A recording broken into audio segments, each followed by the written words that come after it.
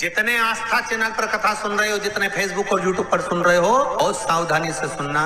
तो जिनकी यहाँ संपदा की कमी होती है, वैभव की कमी होती है, लक्ष्मी की कमी होती है, प्रतिष्ठा की कमी होती है, धन की कमी होती है, उसके लिए रविवार को अगर लोटा भरकर शिव को समर्पित करा जाता है तो घर में तेज लक्ष्मी प्राप्त होती है। शंकर भोलेनाथ ओघड़दानी की कथा कर रही है। व्रत कार्तिक महत्तम कथा है।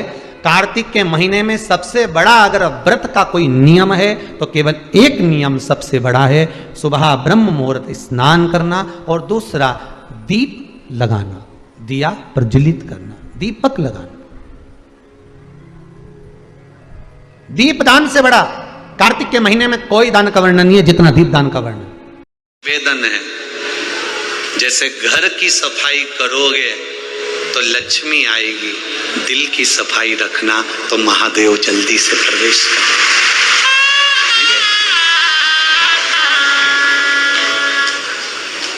वो प्रवेश कर रीझता है वो। जैसे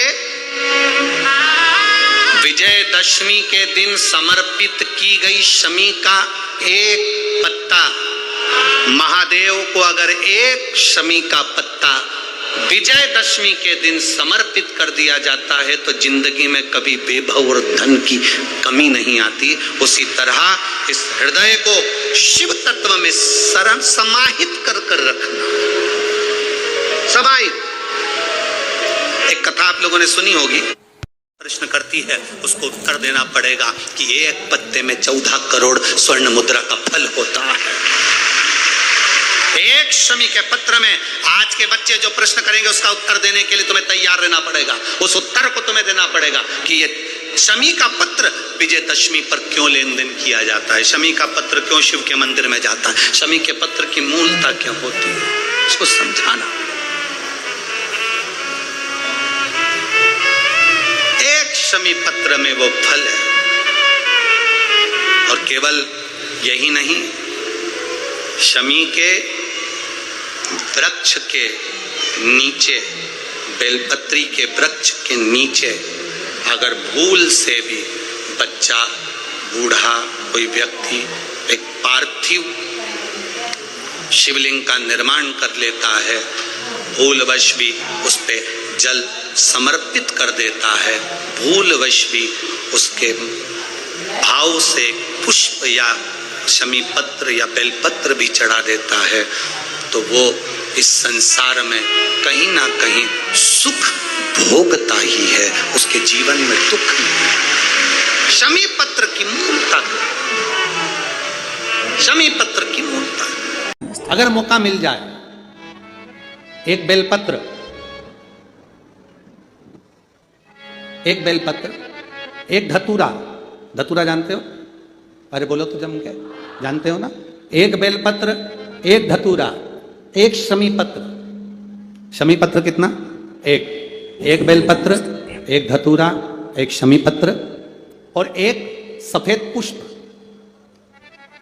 केवल एक सफेद पुष्प, एक आखा चावल का दाना। आखा का मतलब जानते हो? मतलब पूरा सेगा चावल का दाना। एक चावल का दाना, एक सफेद पुष्प, एक धतूरा, एक बेलपत्र, ये सब हाथ में लेकर अगर तुमको ऐसा लगता है कि आपको ऐसा महसूस होता है कि मेरी सारी राहें बंद पड़ी हुई है और मैं जिस काम में हाथ डालता हूं वो काम आज होता ही नहीं, दिन लग जाते हैं। जब दुनिया के लोगों के पास में सुख आ जाता है तब भगवान मुझे सुख देता है, जब दुनिया का भला हो जाता है तब मेरा भला होता है।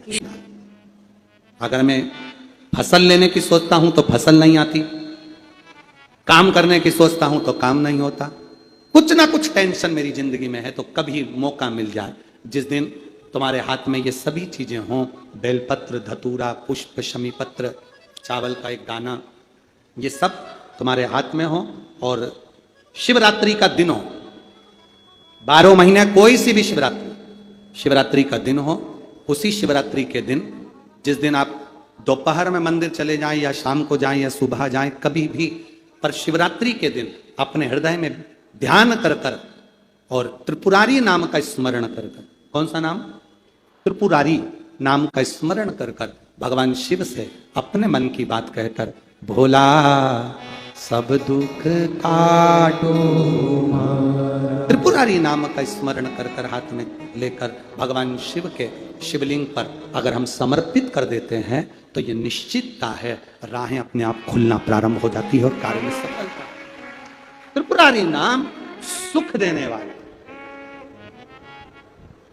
3 पुरियों को भस्म करा। 3 पुरियों को भस्म करना मतलब हमारे सामने जो विघ्न आ रहा है, हमारे सामने जो कहीं ना कहीं तकलीफ आती है, उस विघ्न को समाप्त कर दे वो त्रिपुरारी। हमारे विघ्न को जो समाप्त कर दे वो त्रिपुरारी। श्री शिवाय नमस्तुभ्यम। सब बोलिए एक बार जमकर, श्री शिवाय नमस्तुभ्यम। प्रैक्टिकल जरूर करना, कहीं सियोर वाला महाराज झूठ तो नहीं बोल रहा। शास्त्रों की बातें हमारे जीवन में हमें सुख प्रदान करे, इसलिए इस भाव का आनंद करते हुए आज की कथा को विराम देते हैं। श्री शिवाय नमस्तुभ्यम। मेरे चैनल को सब्सक्राइब करें, बेल आइकन प्रेस करें, जिससे कि आपको लेटेस्ट वीडियो की नोटिफिकेशन मिल जाएगी।